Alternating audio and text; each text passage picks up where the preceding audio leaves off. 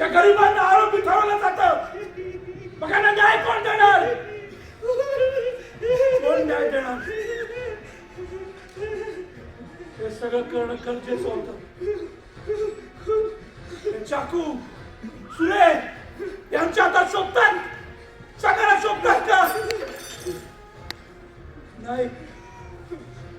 हे कष्टकरी हात आहेत, हातावर पोट आहे यांचं, पण ही भविष्याची चाहूल आहे. राजू आणि मंडळींनी हे जे मोठं पाऊल उचललंय त्याला समाज म्हणून आम्ही तुम्ही आपण सगळे जबाबदार आहोत. आपण सगळे जबाबदार आहोत. म्हणून हे सगळं करणं एवढा आवाज घेतात ना.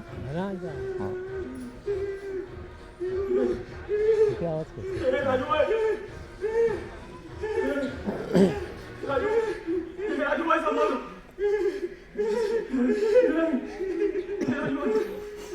राजूबाईच्या गोट्या कपाला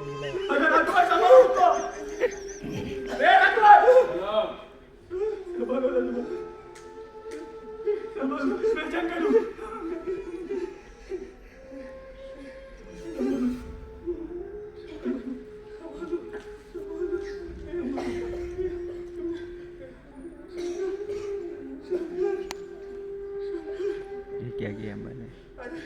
काय सांभाळू? सांग ना बाबा, काय सांभाळू? अरे उच्च शिक्षण घेऊन नोकरीच्या शोधात होतो, पण या हरामखोर शेठजीने कधी माझ्या शिक्षणाची कदर नाही केली. नोकरी शोधत भटकण्यापेक्षा एका पतसंस्थेत कामाला लागलो. आम्हाला पतसंस्थेत तिथे मला गोदा भेटली आणि गोदा भेटली. आमचं दोघांचं सूट जुळलं. प्रेमाचं नातं लग्न गाठेपर्यंत कधी पोहोचलं. सरस केलं बाळा मी होय. लग्न झालं, एक गोंडस मुलगीही झाली.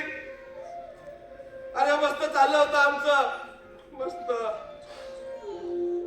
एका नामांकित शाळेत मुलीचं ऍडमिशन घेतलं. नामांकित शाळेत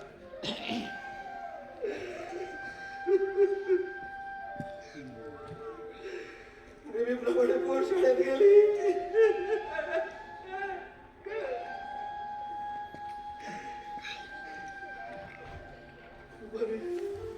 दुपारी शाळेतला फोन आला की तुमची मुलगी बेशुद्ध अवस्थेत आहे, तिला सरकारी दवाखान्यात नेलंय. आम्ही हातातलं काम टाकलं, दवाखान्यात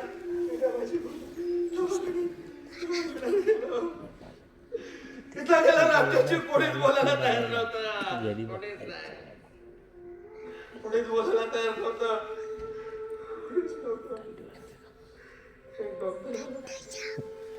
त्यांनी आम्हाला सांगितलं की तुमची मुलगी तेव्हा घरी गेली.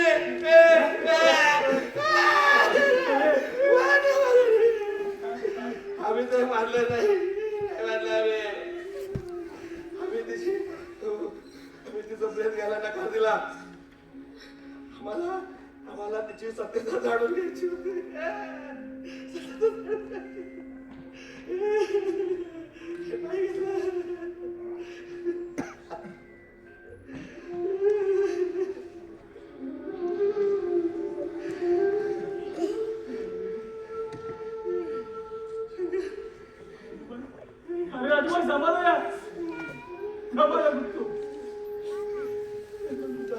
गेल्यावर एका डॉक्टरने येऊन आम्हाला सांगितलं तुमच्या मुलीवर बलात्कार झालाय आणि तुमच्या मुलीच्या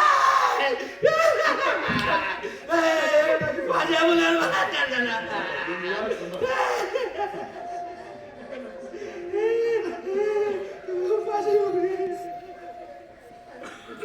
आम्ही दोघं पोलीस स्टेशनला गेलो.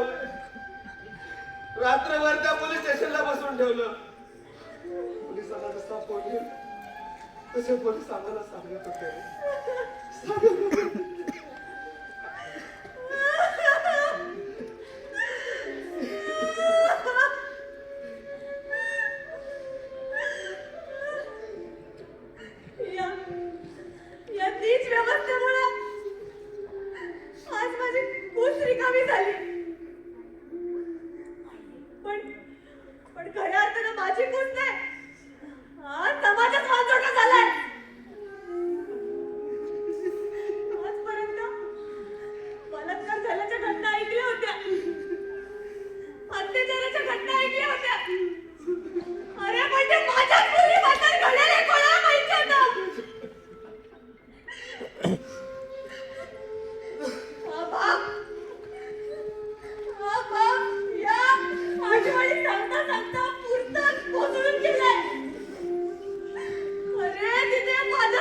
हिला कसा टिकाव धरायचा?